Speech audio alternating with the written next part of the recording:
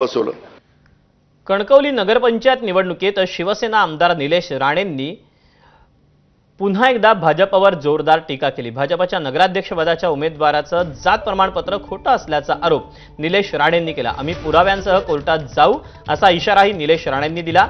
यासोबत माझ्या दौऱ्यावर पोलिसांचा वॉच असल्याचा दावाही निलेश राणेंचा आहे। तुमच्याकडे सत्ता आहे म्हणून तुम्ही वाटेल ते कराल, सत्ता आमच्याकडे देखील आहे पण आम्ही सत्तेचा दुरुपयोग करणार नाही असं म्हणत निलेश राणेंनी भाजपवर अप्रत्यक्षपणे टीका केली।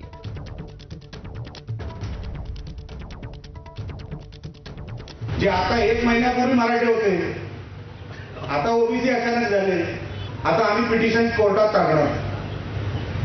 कोर्टामध्ये टाकल्यानंतर हे सगळे पुरावे कोर्टासमोर सादर करावे लागणार। ते बाकीचे सगळं जे काय पुरावे मी उद्या सांगेनच, पत्रकार परिषद घेऊन सांगणार आहे। पण लक्षात घ्या, हा प्रचार हा घराघरात झाला पाहिजे की भारतीय जनता पक्षाने उमेदवार दिलाय त्याचं जात प्रमाणपत्र हे खोटं आहे, हे मी 100% तुम्हाला आज मी करून सांगतो। जर ह्या खोटेपणाचा जर तिकडे इम्पॅक्ट झाला, नगरपालिका गेली डब्यात। सकाळी एसपी ऑफिस मधून काही लोक आली होती, सांगून साहेब निलेश राणेचं मिनिट टू मिनिट दौरा एसपी ऑफिसला कळला पाहिजे। मी काय स्मगलर आहे की डॉन आहे, कोण आहे, काय केलंय मी?